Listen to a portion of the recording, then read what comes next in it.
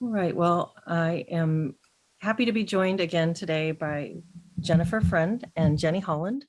Again, three Jennifers having a conversation. I actually, sorry, I have to correct that. My actual name is just Jenny. Is it Oh, really? Yeah, really? sorry to be a Wow. total pedant, but it's like I can't. It's No, like a that's trigger. good. Thank you for telling me that. That's really interesting. Yeah. Just Jenny. Anyway, I yes, always just thought it was Jenny. cool when people give their kids like a nickname name. Yeah, yeah. Yeah. It's like an old folk name. Anyway, we don't need to go into it, but Is yeah, it? No, that's yeah. okay. No, I'm interested in that. That's cool. Like the spinning Jenny and the Jenny Wren. Like it has some sort of like old English connotations or something. It was also the name Oh, of Karl Marx's wife, which I think I mentioned before. you And did, yeah. Winston Churchill's mother. So I think my parents Hmm. were influenced by both of those Mm. very polar opposite influences. Yeah. Well, you Anyway. took the wind out of my three Jennifers sail, but Yeah. that's Sorry. but I'm glad to have the correction because I don't want to give somebody the wrong name. No, that's cool. I I had a weird relationship with having the name Jennifer growing up. And when it was so popular, it was like Yes. every I think that there were down to people using their second letter of their last name to distinguish them from other Yeah. Jennifers because you had Jennifer E, Jennifer V, Jennifer C, Jennifer CH, and It people was who the had most to, popular name. yeah, it was a Yeah. really weird time, having a name like, and so did you feel like Jenny helped you to distinguish? Did you have a bunch of Jennifers and then you were Jenny? Yes, yes. In fact, my best friend in elementary school was called Jennifer, and so just was like, I just it's like I'm like a trained dog. I'm just like, no, it's just Jenny because I was constantly being Yeah, called Jennifer, and it was just like this day, like just Jenny, just Jenny. yeah. Yeah, Well, and I always went by my middle name. So I never yeah, used Jennifer at all. But it would be like this thing where people would find out that my first name was Jennifer and I would get so your real name is Jennifer. And I'm like, no, Leslie is my real name. It really is my middle name. How about you, Jen? Oh, well, I went by Jenny until I yeah, was 18, and then I decided I needed a change, so I started saying Jennifer. But now I go by all three: Jen, Jennifer, and Jen, yeah, Jenny. I totally don't care at all. That's kind of what I like about the name because you can do yeah, different things with it, so you don't get sick of it. yeah. Yeah, that's true. I That's go true. by Jen too. Most people call me Jen. Mhm. Yeah. Well, that's cool. Very interesting. I wonder why nobody ever uses the second half of the name. Why is nobody Niffer? Hey, I used to work someplace that this is hilarious. So, I when I was in college, I worked cleaning lobbies of an apartment building for this cleaning company, and the guys there had these little crude names for me. And Oh one my of them god. got fired because he wrote it all over the wall. Although I didn't think it was offensive, I thought it was hilarious. He called me Jenna Furry. Oh my gosh. and then and then a friend there of mine used to call me genitalia. Oh, that's a bridge too far. Oh my Yeah, gosh. I was the only female working there, and they gave me a lot of crap, but I thought it was Wow, that's funny. hilarious. That's funny. Well, I guess that segues pretty nicely into the Yeah. conversation that we were going to have today about Yes. since it deals with male female relations.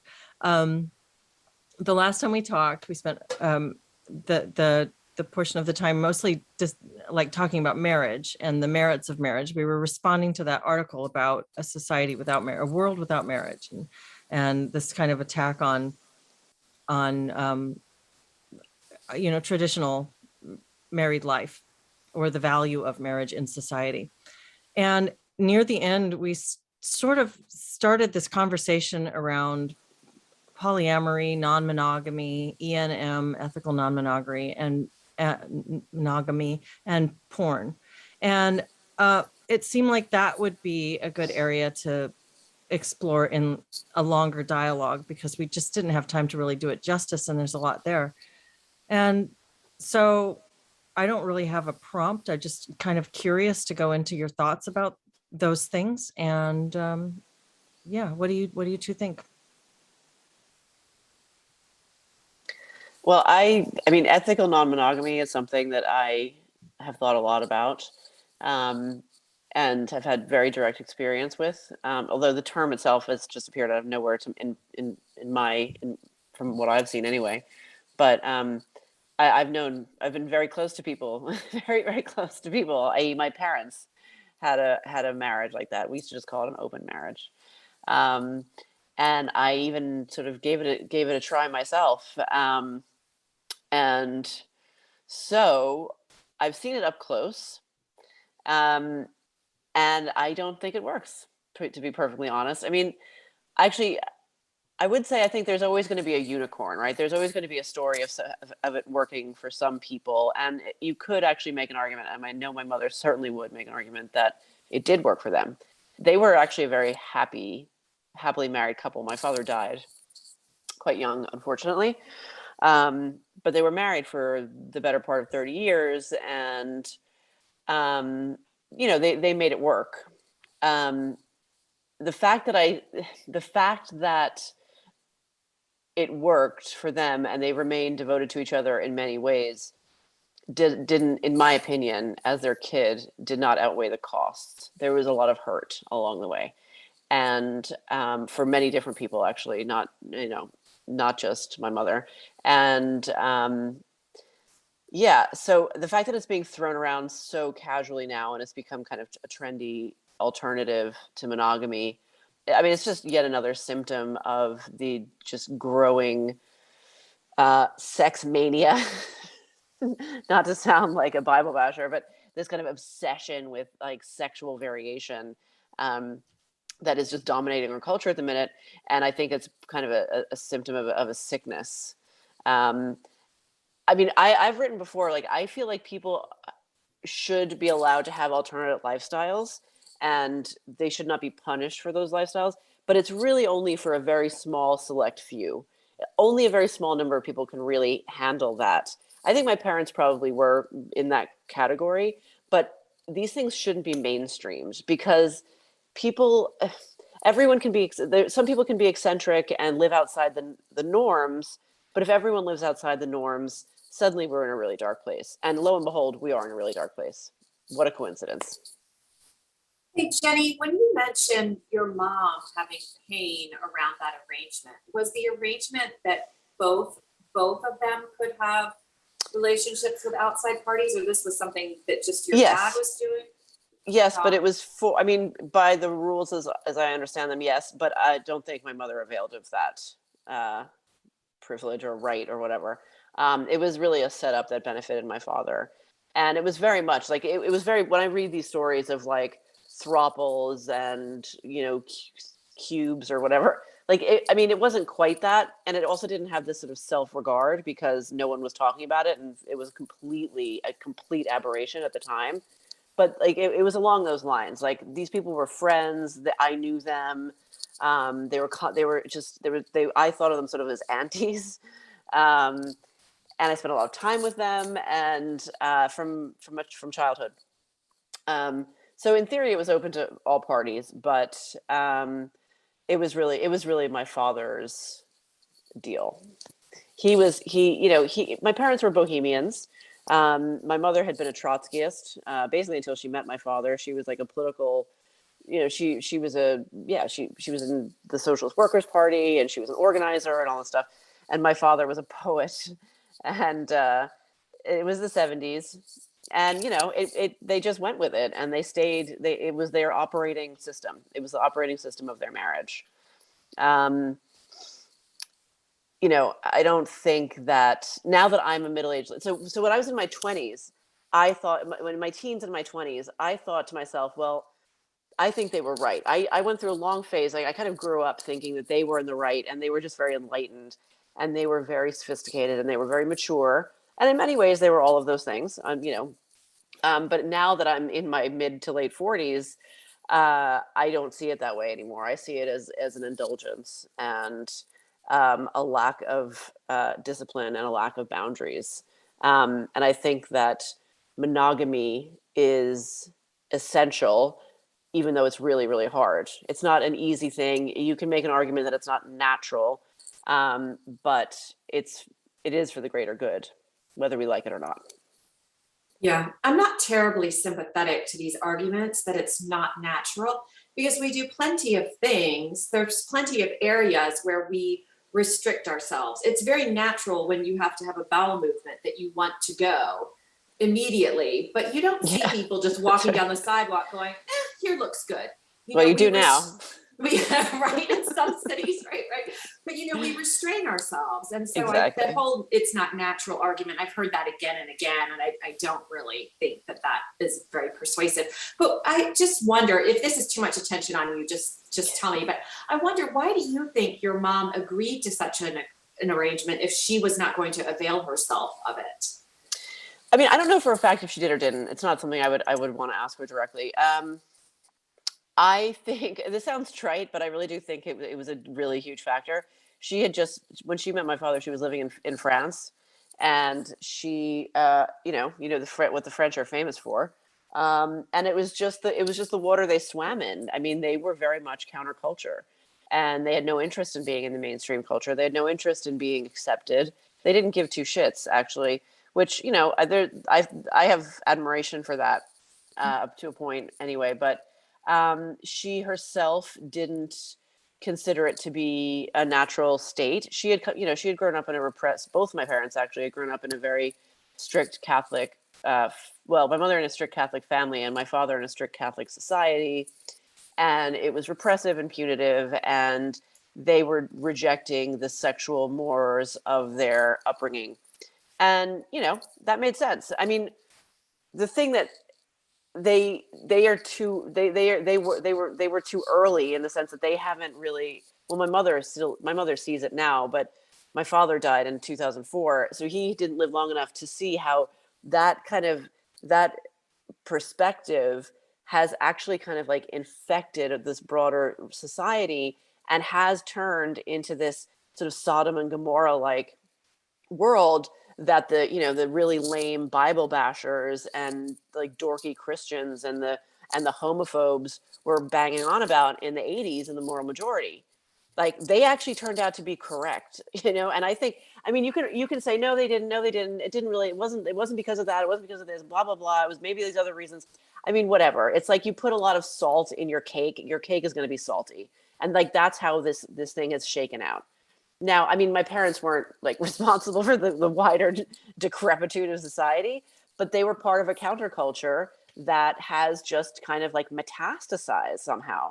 And in a way, I almost resent it too, because I'm like, y'all ain't counterculture. Like, you are actually very mainstream. Like, you don't know how to handle yourselves. Because my parents actually, for their flaws, they did handle themselves with dignity and a certain amount of discipline. They weren't messy hoes, Like they had structure, and the house was, like there were boundaries, not as many as I would have liked, but there were boundaries. And now everyone's running around like, basically crapping in the street, as you say, Jen. And I find it resentful. Like, I was like, I'm really of that culture, and you all aren't doing it right. And funnily enough, I'm not doing it at all anymore. I'm a total normie now. So there was kind of a sophistication and a cachet to it, that your mother, if you want to almost sort of project yourself into her position, she's opting for that and for what that means about her, and sacrificing certain other things in the process. Yes, 100%. Mm-hmm. Yeah, I think that's a very fair assessment. Yeah. I think that's part of the difficulty, though, because I can understand in that time it's kind of hip and cool and edgy, and so I could see it having an appeal, even if you yourself are not going to engage in it.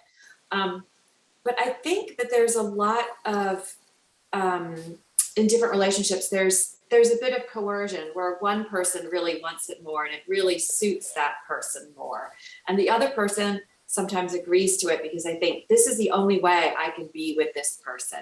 Right.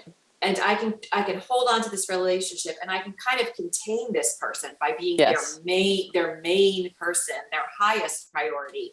Yes. But it's not really what they want, and they're being injured by being in that type of relationship.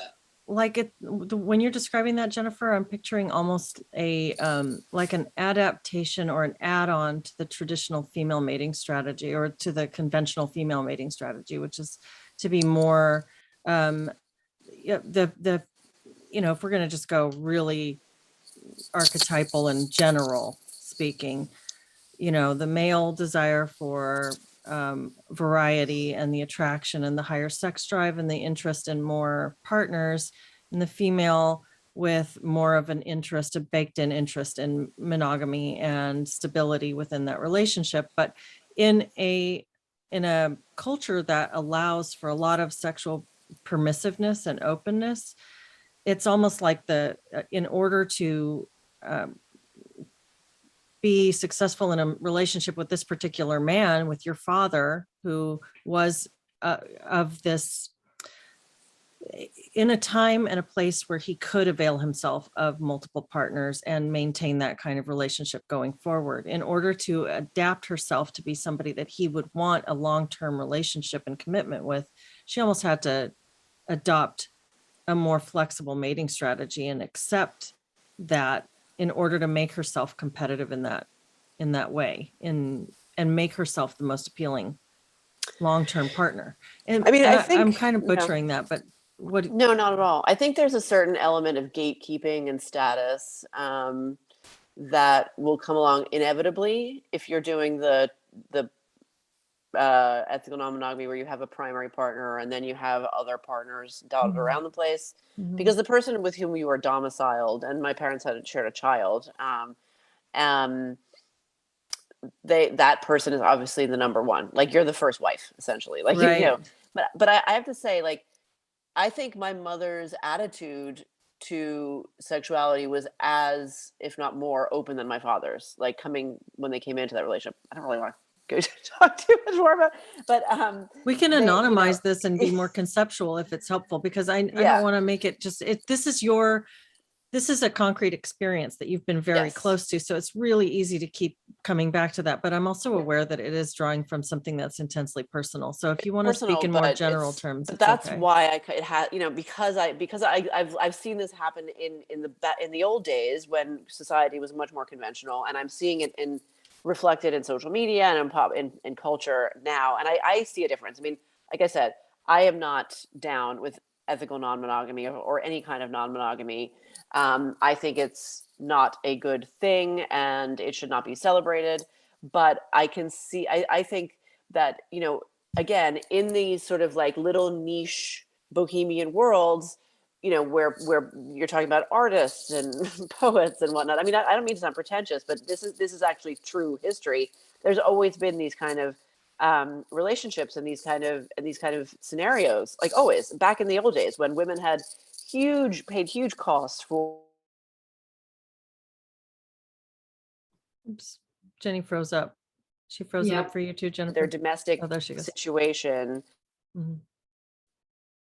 to suit their own needs, no matter how much wider society may have approved or disapproved. I think what's troubling now, because people can do their own thing. Like I can mind my business. But what I find troubling now is that it's almost being like pushed as a totally normie mainstream thing that everyone is going to be happy with at all times. And that's just completely bizarre. Like, that's bizarre. It is. And it's very creepy, just like all of this, the wider sexualization of society and culture is. Like, it's a very unnerving thing to me.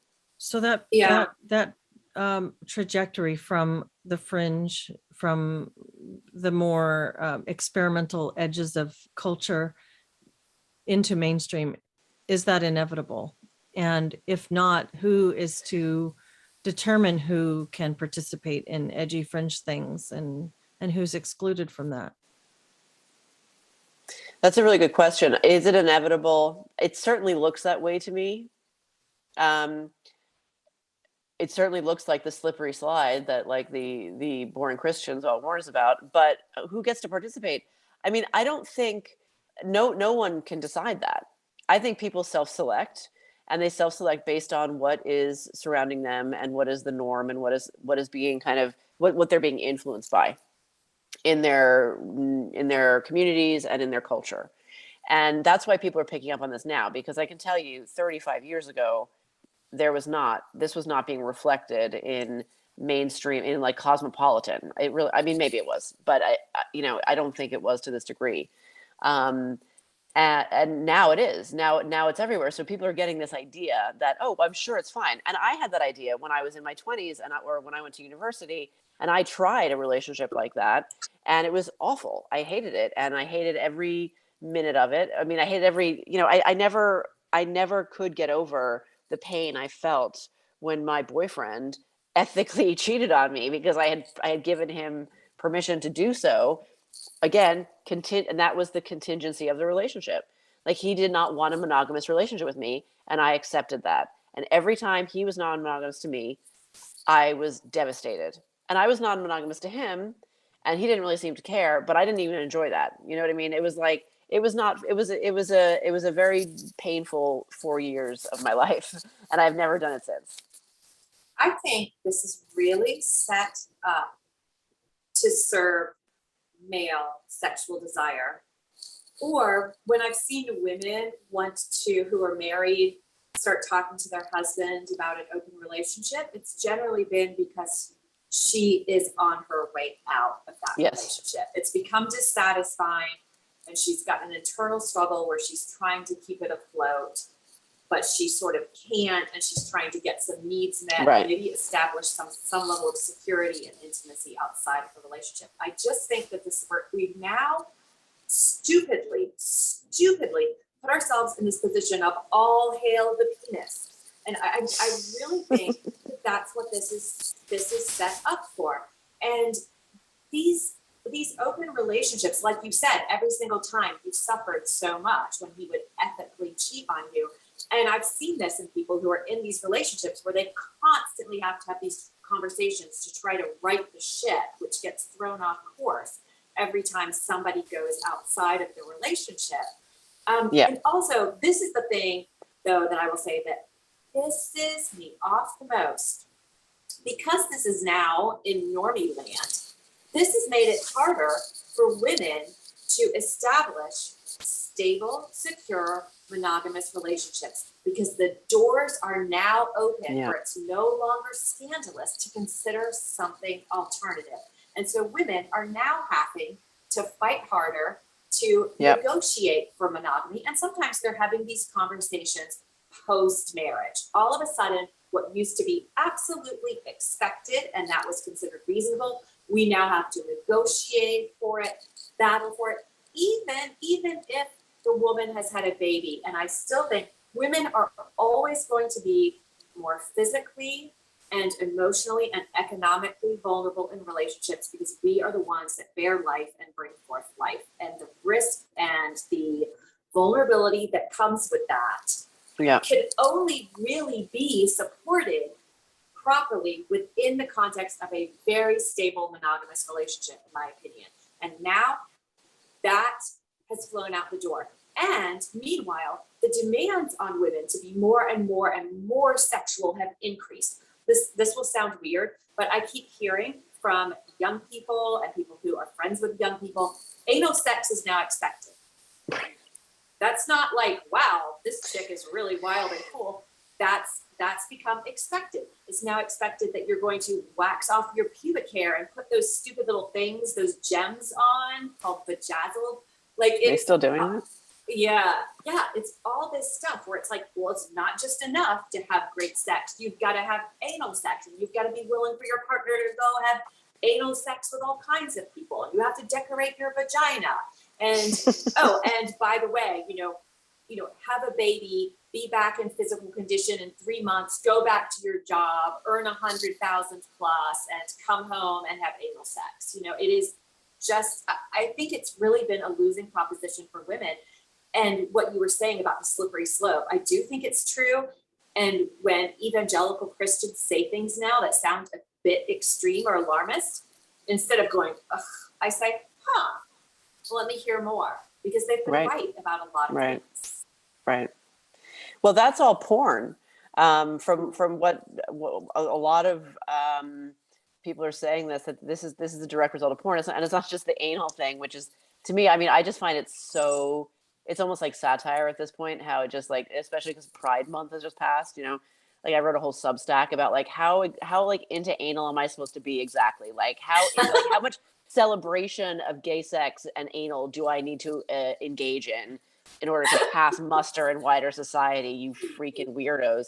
You've But, got like, to be jazz hands about it. I know. I'm Jazz like, I'm hands so for into anal it. Oh my sex. God, I'm in it. It's like, this is so weird. Like, this is so weird. It's like dystopian, but it's also choking. I hear this a lot. The choking and spitting and all this. And it's just like, this is now considered like vanilla sex. And it's like, I mean, it's horrifying. It's funny because it's horrifying, and you have to laugh at it. Otherwise it becomes a very much a black pill thing. I'm very glad I'm no longer in my 20s. I'm very glad I'm not experiencing the dating scene post porn. I mean, we were this generation. We were the last generation of young people to experience love and sex and romance and that young kind of passion and bonding before the digital age. And I think we were very lucky. We dodged a bullet to come just too soon. You know, like a generation after the sexual revolution, we watched at least in my case, I watched my parents experiment with alternative lifestyles, and I took away some wisdom from that, although not initially because I was young. But then we got lucky as well in that we did not have to go through this internet porn revolution, which is so damaging. And I think it plays into this whole idea of ethical non-monogamy, because basically, and something else you said, Jen, when you said that your clients are coming in and they have to right the ship. This is a very key point, because you have the sex stuff, the actual sex acts, which get weirder and weirder and more niche. But the emotional fallout from the ethical non-monogamy means that you constantly have to be in a state of working on your relationship. And that in and of itself becomes an addiction. In my opinion, it's like an emotional addiction. So, and I've been in relationships that fall apart spectacularly. I've been divorced, and you get to every sort of relationship that's on that downward trajectory. There's a time where you almost become addicted to fighting, because it's your main way of communicating, and you can't break out of the paradigm. But what it also does is you can't do anything else basically with your life. Like, it's very hard to think about work. It's very hard to think about studying. It's very hard to think. It becomes this all-consuming thing. And that is incredibly negative for the life of an adult, especially if you're an adult with kids and you have to raise kids or you have to work in your career. You can't think about anything else. And it's such an indulgence. Like, adults need to be sober and mature. Like, that is the definition of being an adult. So if you want to fuck around when you're in your 20s, and I did that in my late teens and when I was in college, my college years, and the whole point of that, though, is that you're supposed to grow out of it. And now this whole society is encouraging young people coming into their 30s to never grow out of it. Never grow out of it. Never give it up. Mm-hmm. Never move into the next season of your life. And that is truly damaging, I think. Well, that's my understanding and my impression of polyamory in general. It's a constant renegotiation of the foundations and the limits and the boundaries of the relationship, and a constant process of repair and damage and renegotiation, which keeps you in it keeps your relationship sort of in its infancy. And I can see how that has some appeal, because, as you say, you can kind of get hooked to that dramatic cycle.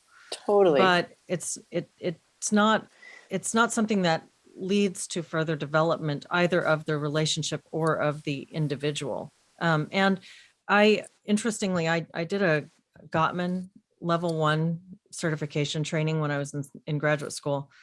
And if anybody's familiar with the Gottmans, John and Julie Gottman are just a powerhouse of couples therapy. They have done so much research, and they have such great methods and advice for couples going through, just for any stage of marriage or difficulty in marriage. They have they've done all this research, which helps them to really predict what are the warning signs in a relationship, and how to curtail them, and how to work with each other and improve communication. And they've broken it down so well. And they spent so much time doing this research and trying to collect research. He said in the Q&A for that training that I did, that somebody asked him about alternative relationship structures like polyamory. And he said, we've tried to study them. We can't, because they don't last long enough for us to get meaningful. They can't get a couple or a dyad or a throuple or whatever they are to last long enough to really get meaningful data on how these relationships work, because they're so inherently unstable. And he said, I mean, he sounded like he's open, you know, he's like, yeah, we're trying, we'd like to study them, but they just don't work. They don't work. And so I also tend to agree with what you said, Jennifer, about this being this is like an attempt to adopt a male-centric sexuality model across both sexes, and to just, if we're just talking about the physical process of reproduction, the male contribution is the simple act of coitus. And so there's that's his contribution to the physical act of reproduction, not talking about the fathering and the family that goes on. Right. The female contribution to reproduction is much more complex because she engages in that. And then she goes on to dedicate her body to the growing of the baby, and then the breastfeeding of the baby. And then this whole physical thing that is much more, it's much more lengthy and complex and multiphasic. And we are, I think that both, you know, I really don't like to talk about like the patriarchy and this whole like anti-male thing, because I don't feel that way. And I also don't feel like I'm drawn towards feminism either, because I think that feminism misses the picture. And it's more, there's this holistic humanism that we're missing in these discussions about how people come together. We're missing important parts of both. And we've really lost what the meaning of a woman is, to a great extent. I mean, Totally. This sex commodification of sex and this obsession with sex misses it, like writes off the rest of a woman's value in life completely. Yeah. And what do you say to women or about women who would defend this process and say, no, this is good for me, and I want that, I want to act like this, I want to behave polyamorously or have an open relationship? Because there's a lot of women out there who, I mean, and I don't want to dismiss their viewpoint, they feel like this is good for them, and they would not agree that they're just doing this for their partner. What do you think about that perspective? I think it's fundamentally immature. And I think, you know, and again, if a person's own take on their own life is what it is, there would be no point in arguing with a person directly about it. But I think that what you think of yourself in one moment, in one stage of life, is not necessarily going to be what you think of yourself in another stage of life and in another moment. And again, with the exception of outliers and unicorns and all that, yeah, the caveat is there. I think it's a fundamentally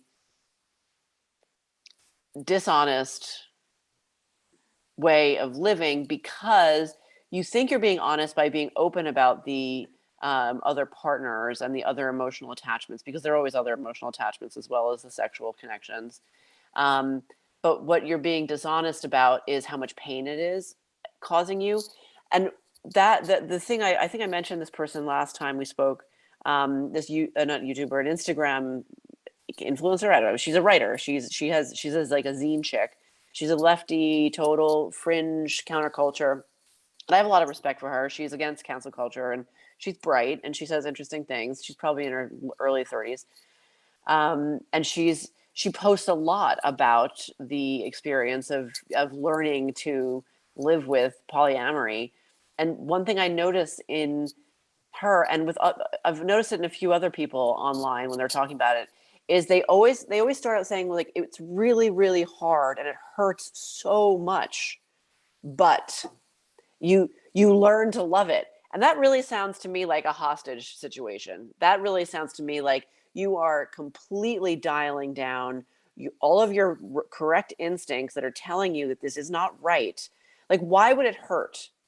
If something is good, it doesn't hurt, right? I mean, that's generally how I proceed with life, right? Like, if someone gives me a hug, it feels good. If someone slaps me in the face, it hurts. Which one of those is good and which one of those is bad? I mean, our instincts are there for a reason. So if you have to learn to override your instincts, you're probably doing something very wrong. And I think there's definitely cases, and I think my mother was one of them, where it doesn't hurt. I don't think that's impossible for a woman to say, actually, I genuinely am that open-minded. I'm generally that unrepressed that it doesn't hurt.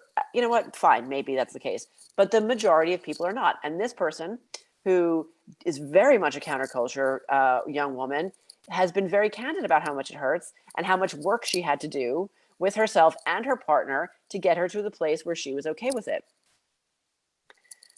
So, I mean, I hate to mind read and sort of project, but I would not be surprised in any way if in 20 years that woman in her middle age was like, you know what, I was wrong.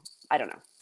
Yeah, I think as you get older, you have a very different perspective, especially when you're less ruled by hormones, which, you know, are basically crazy twos coming through our systems. But talk about unnatural, this constant, oh, I have to undo my instincts. The reality is, when you value something, you are protective and possessive over it.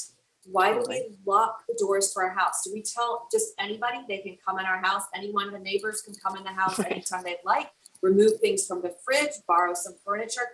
No. Why? Because we value what we have, what we've worked for, and it would be completely unnatural and bizarre to set no boundaries around that. And I think it's the same, but even more so with our most intimate relationships. There's Totally. a great book, by the way, called, and it's actually written by somebody who I think considers herself a feminist and a bit on the left. It's by Louise Perry, and it's called The Case Against the Sexual Revolution. It is wonderful. I read that this Christmas. It was fantastic. It's a really interesting read, and it really shows how this stuff does not serve women, except for, as she says, a few women who, I think she calls them sexio-social or socio-sexual. High levels of sociosexuality.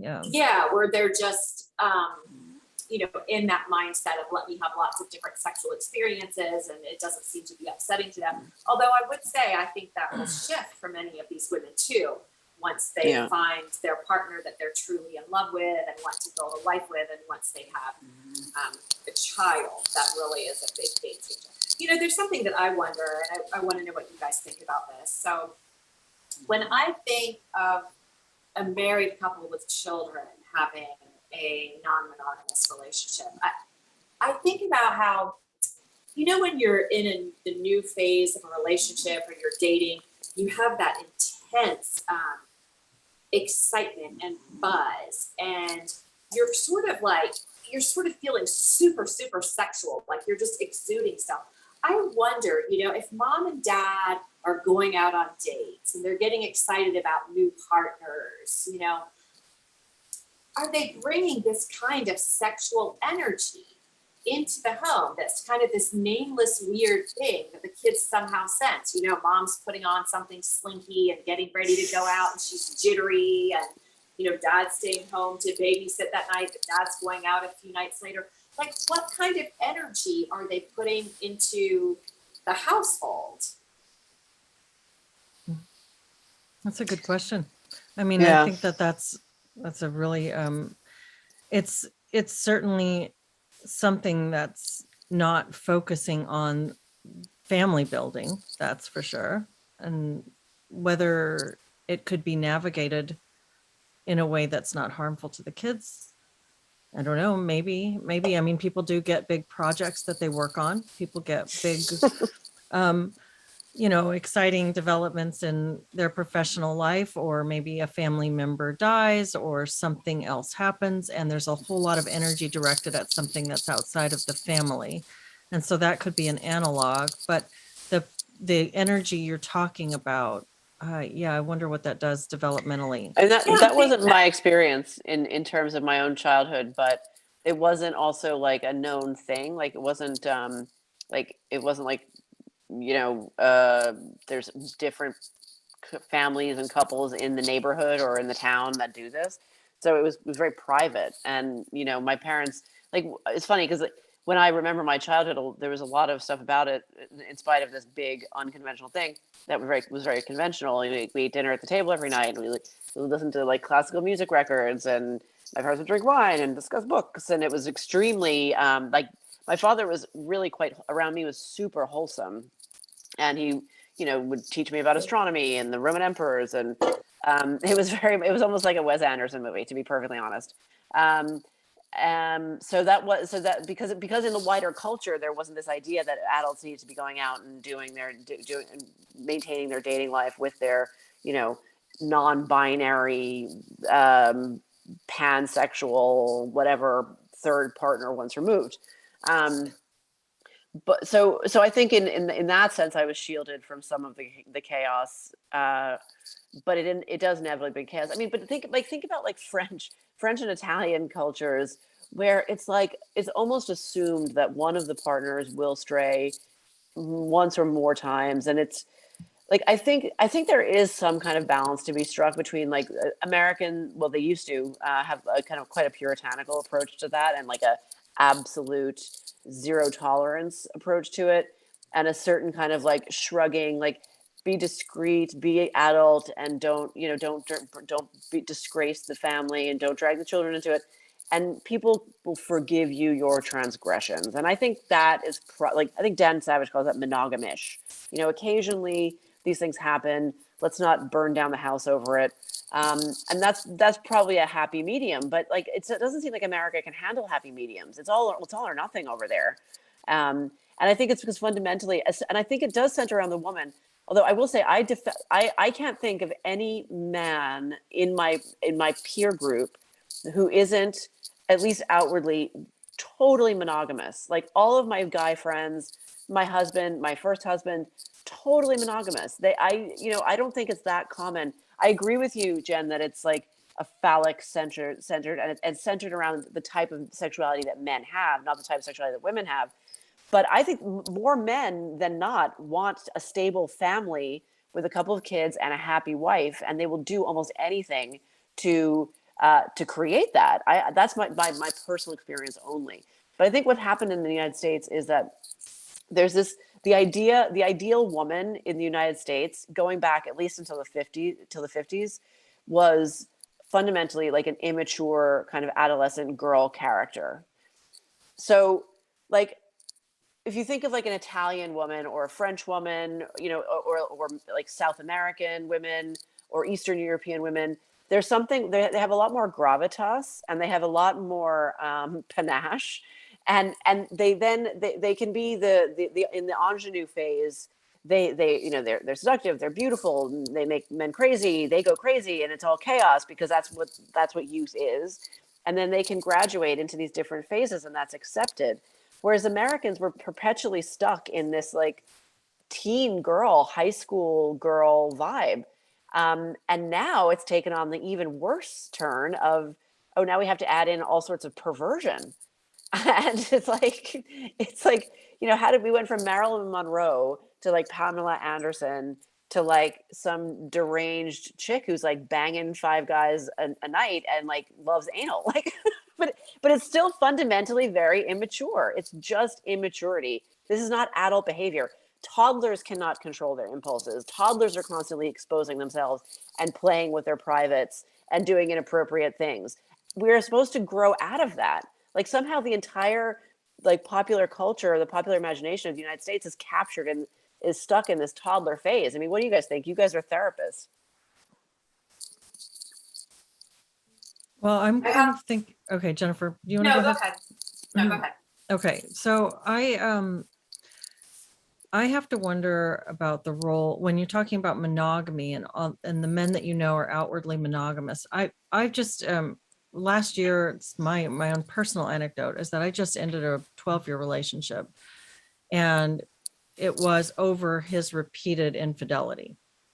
And the infidelity had been going on for at least 9 of those 12 years.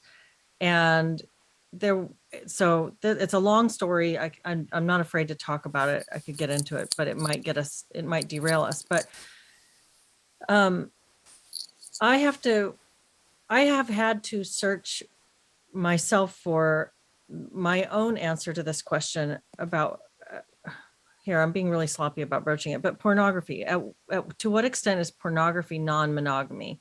And to what extent is pornography the gateway to other kinds of more significantly and blatantly non-monogamous behavior. And so in this case, it very much started with porn and then branched out into other activities and things. And since I've had this experience in my life, this blew up in my life in 2014 and we separated for a year while we tried to work through it. And I learned a lot and I read a lot and I talked with a lot of people. And what I found was that under the surface of a lot of seemingly,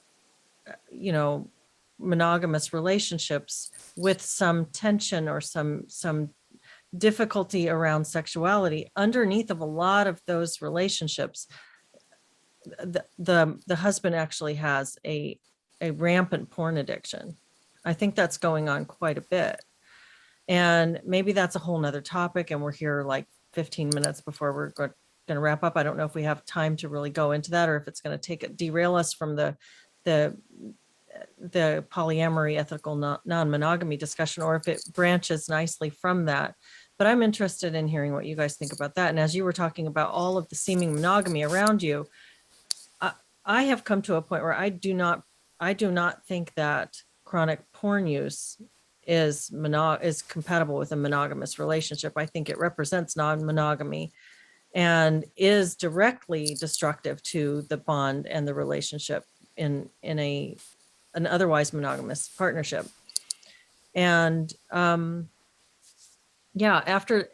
that, I guess just segueing, after that relationship fell apart last year, I did try the dating app thing for a little bit, and I found so many people tagging their profiles with ENM. It's just full of married men looking for a side chick, even in this age group, it's just full of married men who are saying, I have permission to go out and I'm looking to explore sex with you, but I already have a relationship, so I don't want a relationship. And, and I have to wonder, suck your dick. That sounds great.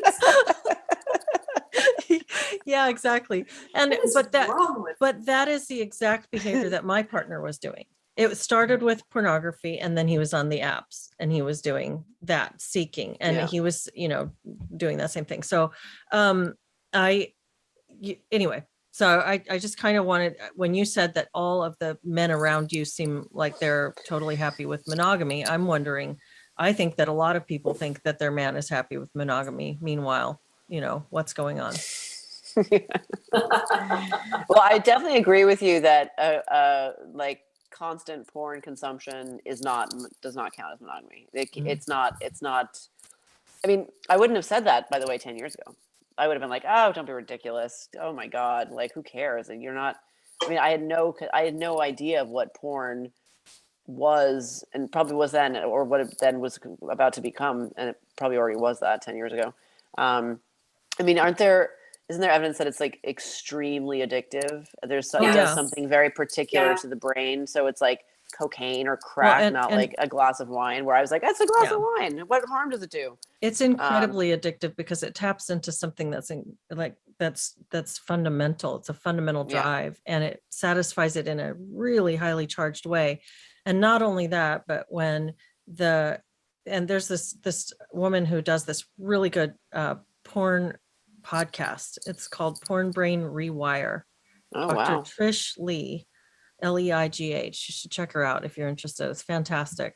But what she talks about is that when you climax to pornography, you still secrete all the same bonding hormones that you secrete during any climax. But what you're actually bonding to is this process of voyeurism. You're actually bonding yourself closer and closer to the technological act of voyeurism, and making it harder and harder to bond to an actual partner. So you're messing your mind up when you're engaging in repeated pornography use. Yeah, and it's also the case that, like with a drug, you have to titrate the dose upwards because the same amount no longer has the same pleasurable impact. Yeah. So very often people are watching what we think of as very mainstream porn, and then they progress to strange kind of maybe violent porn, or just things that we would consider bizarre, more taboo. more taboo, more kind of disturbing, and then sometimes it jumps just the porn use into acting out in terms of hiring escorts or trying to meet people through the apps for casual hookups. So yeah, it does seem to have an extremely addictive effect, and I think it's even more so now that it's just so widely available. Yeah. On the computers, you don't have to go into the CD store anymore and worry that one of your neighbors is going to see you coming out. You don't even have to go onto Pornhub. You can go onto Twitter and find it. Yeah.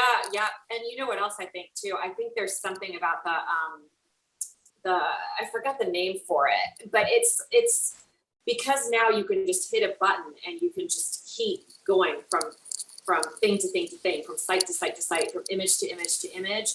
It's that sort of hand-eye brain rapid fire gratification, and that increases the dopamine hit and increases the addictive power of it.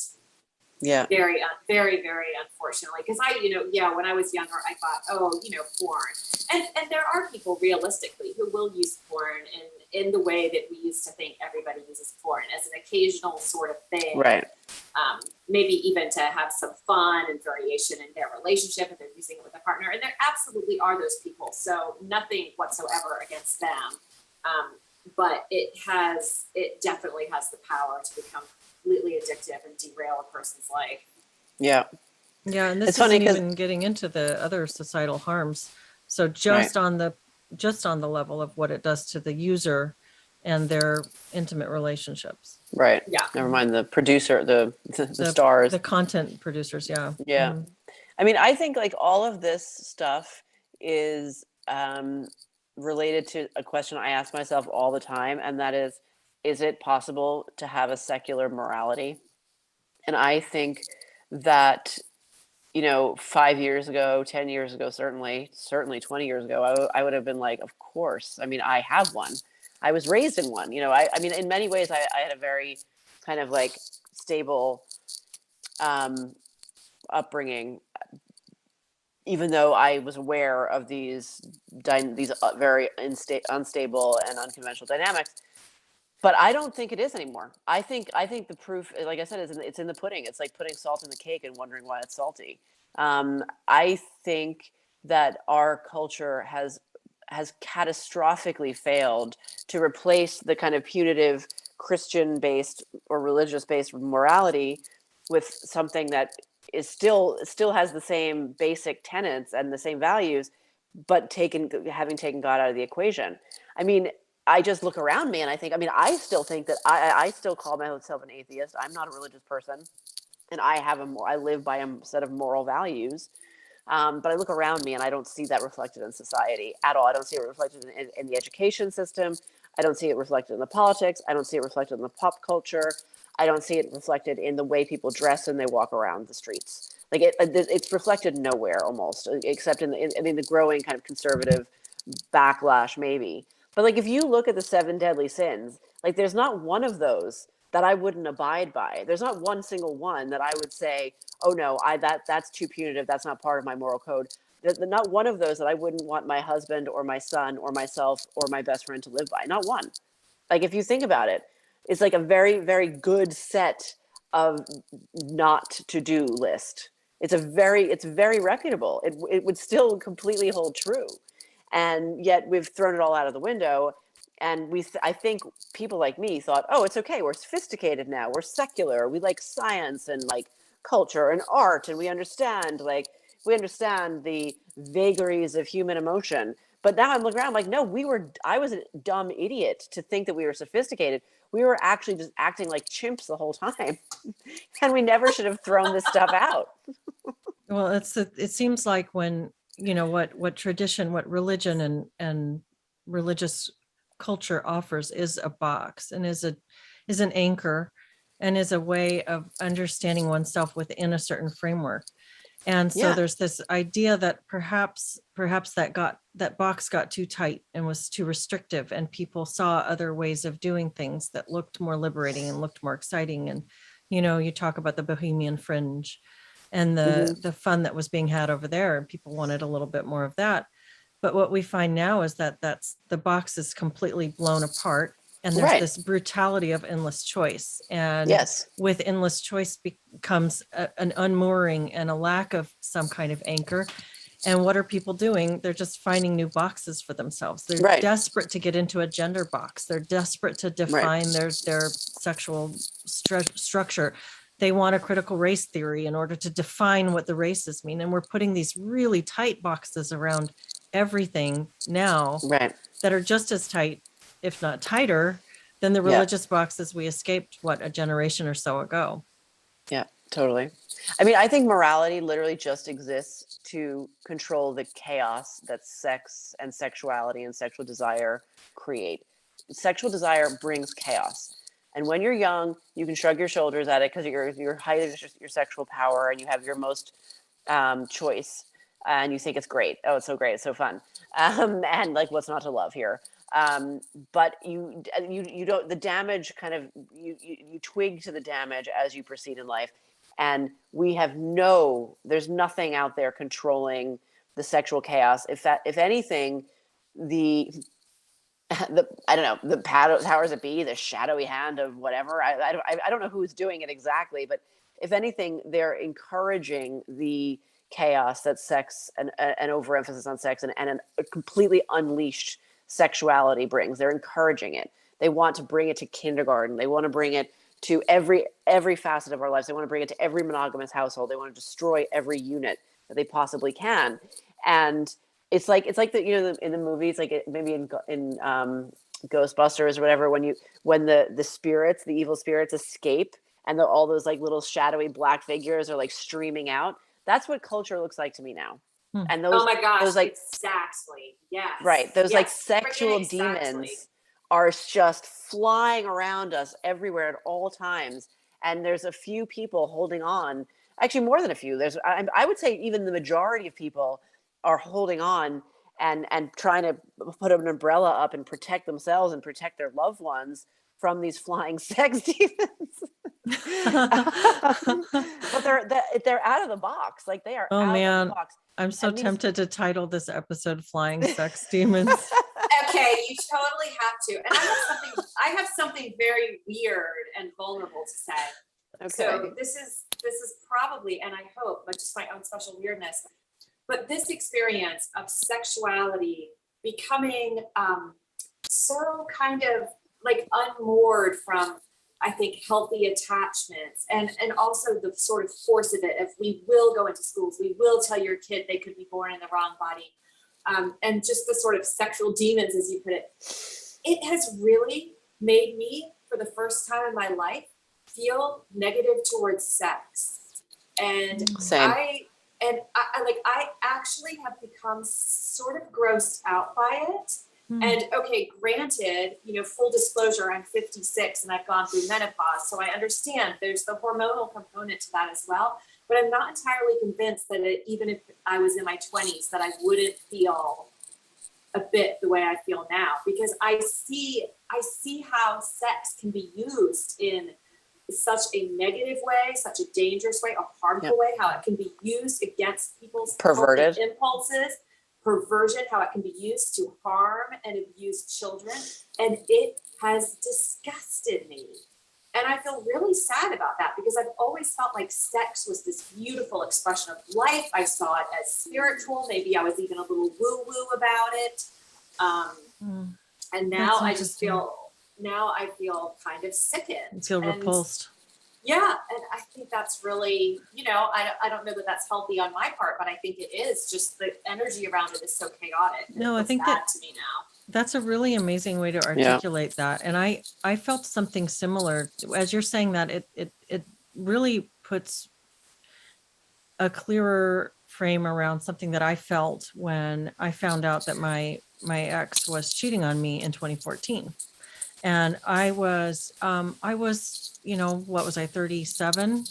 and I had a new baby. I had a 4-month-old, and I discovered I discovered all of this hookup stuff, and I discovered these photos that he had taken of a stripper, a photo shoot he had done that was really tasteful. It was nudes of her and another, and it was like, and all this, and I talked with her, and it's like he had this whole relationship with her, and all of these, this email account where he had been involved in all kinds of stuff. And I don't care who knows about this, because it's my story too. It's not just his privacy, but I felt like I'd been so open with him in relationship. It was this wonderful connection, and I'd been pregnant through 2 pregnancies with this person, and he'd been by my side having my babies, and then to find this whole like depth of sexual betrayal, I felt alienated from sex itself for a period of my life. I mean, I probably went through a year of just that feeling you're describing of almost this like disconnection and repulsion. It reminds me of that phase in my life where it was like debauchery full scale on every level, and it was just right under the surface of my life, with me just having these like rose tinted trad wife glasses on, where I thought I was raising happy babies. And there's something so soulless about that kind of detached sex. Yeah. Betrayal, and a betrayal of a partner, especially a partner who's had 2 kids with you. I just think it's really, but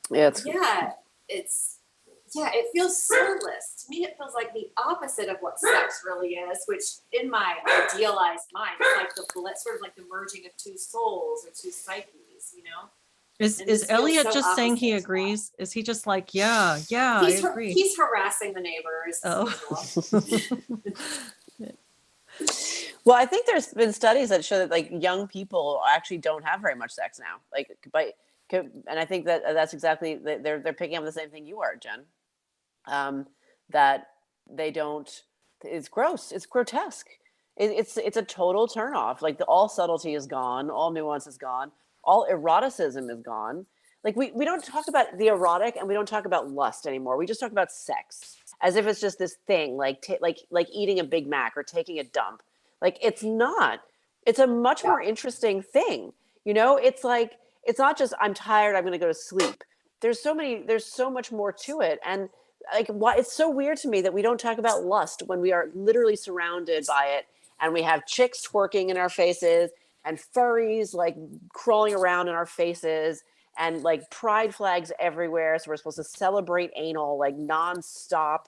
And yet no one's talking about the basic, like, what is lust and what does it do to us? What does it do to us when we're young? What does it do to us when we're in family making mode? What does it do to us when we're middle-aged? And at what point do we come to terms with its power, and for good and for ill? Like, nobody is having mature conversations about anything in mainstream culture. Nobody.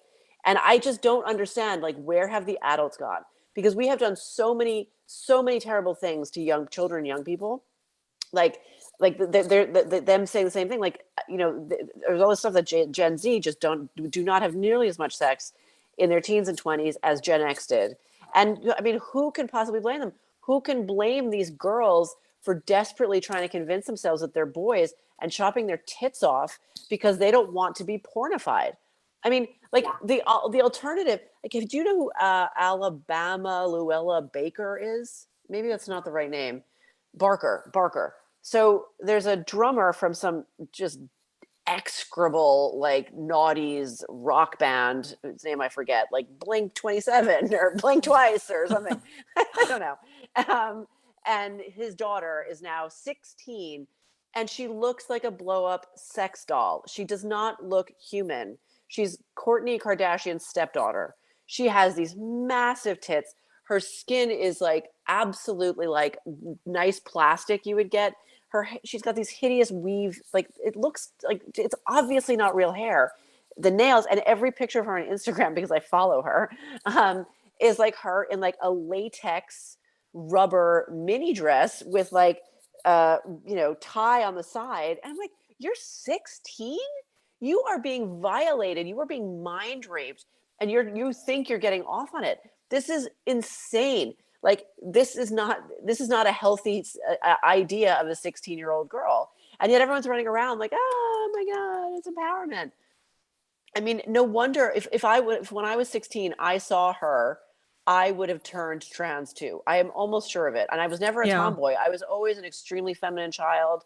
All I ever wanted to be in life was a mom. Yeah. I always got on really well with men, and I've always had a good rapport. Like, I've never been a tomboy. I've never been into rough things. But I would have been like, I found Drew Barrymore at 16 to be like a god, like an Intimidating. Amazon Yeah. goddess, intimidating person, and she dressed in like a sweater and jeans in magazine covers. Can you imagine those visuals, those sensory stimuli that are being pumped into the eyeballs of children and young Yeah. people, and they're being made to think that this is beauty or this is even Yeah. human? It's not.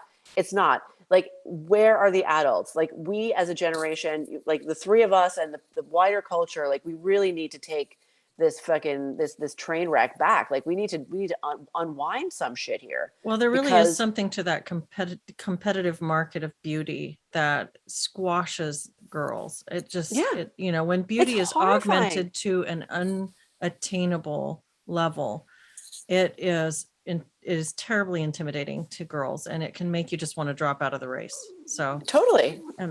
yeah, I think that's. I'd really love to do this again. Would you guys like to Yeah. have a third conversation about this? Because I always I love feel talking like to you there's guys. so much more. There's so much further to go with this. You know what I'm interested in talking about too, although maybe people wouldn't be interested in hearing it, is like this idea of like why I know we talked about monogamy last time, but the actual nuts and bolts of it is like why, you know, walking the walk and trotting that path through the uphills is literally the lesson of your life, and it is the path to maturity or spiritual enlightenment or whatever the hell you want to call it. It's the boring stuff that matters. It's the boring, monotonous, like same old, same old. That is the stuff of which your life is made, and nobody ever acknowledges that. And I don't think you cannot have maturity without accepting that. That's my 2 cents. Wow. And I think that's something that we should talk about next. Because, like, you know, if we had time now, it would be good to segue to that now. Like, we're talking about these, like, anything goes and polycules, and like, I can screw anyone because, like, we're so enlightened. But actually, that's just perpetual adolescence. And Yeah. like, the path to maturity lies elsewhere, and it lies in all the boring shit, unfortunately. Yeah, beautifully said. Oh, I love that. I love that. Yeah, I think that's so true. I'd love to talk more about that. Yeah, I think so too. And I think it stands as a nice counterpoint to the immature continual foundation building process of sexual identity exploration within a relationship, that beginning stage of the relationship. This is the counterpoint. It's the, okay, Totally. now we've gotten past that. Now we live. Yes. Mm-hmm. Totally. Well, I think maybe that seems like a good place to wrap it up for now. And I'm so grateful for this opportunity to have this really good conversation with the two of you. Thank you for joining me. Yeah, thank you so much, guys. All right, let's Thank do it you again so soon. much, guys. See you. Talk soon.